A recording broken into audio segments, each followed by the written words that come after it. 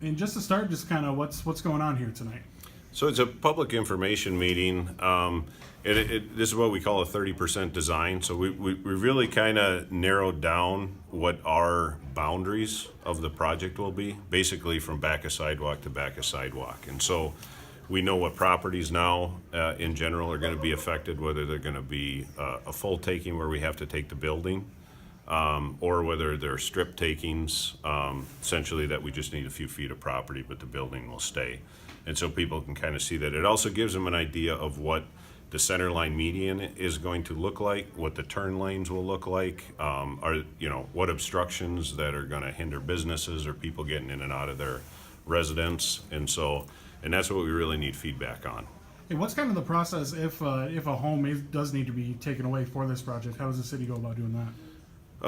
We have to use the DOT Eminent Domain procedures, and it's a lengthy procedure. So the initial we'll hire a real estate firm, to do a lot of that. But the initial steps really are to create a plat map exactly on what our boundaries are for the project. And it'll all start with the city making appraisals on the properties.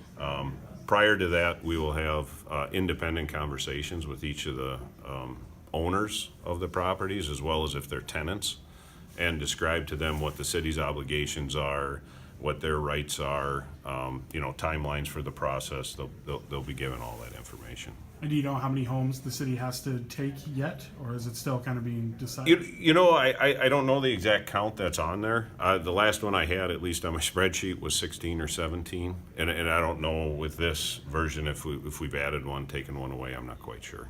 And then with the widening of the street, do you know like how many cars need to come on Thomas Street, like in a day-by-day basis? Yeah, coming off the bridge, I believe we're at a little over 15,000 a day. So it's right on the edge on whether we should be using this design or a 4-lane. So when we project out future traffic, because once we improve the road, traffic will increase. I mean, more people will use it. It will become easy. Traffic will flow better. It will become an easier route for people to use. And so, the council had taken the 4-lane option off the table. And so what we're trying to do is accommodate the flow of traffic, deal with the capacity issues as well as the known safety issues with the accidents, keep traffic flowing, but also accommodate part of our comprehensive plan, which is bicycle and pedestrian traffic as well. And we want to do it safely.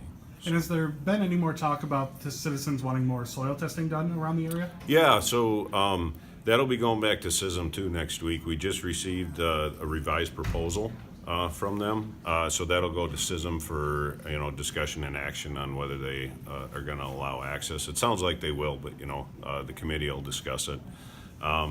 It sounds like they're proposing 2 to 4 different soil tests at 2 to 4 different locations. And I know one of the bigger sticking points for the city was who was going to pay for that. Is that known yet?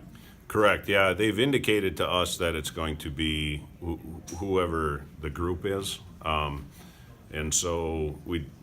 we'll confirm that next week on record that that the city won't be responsible. But they have requested the city do some surveying and some lot staking, so the committee will have to approve that as well. Okay. And what's kind of the biggest thing that you're hoping citizens will take away from this meeting tonight? I really hope that however minimal they think their comments are, I really hope that they put them in writing and provide them to us, whether it's just through an email to me, whether it's on the comment sheet, or whether it's talking to one of the engineers.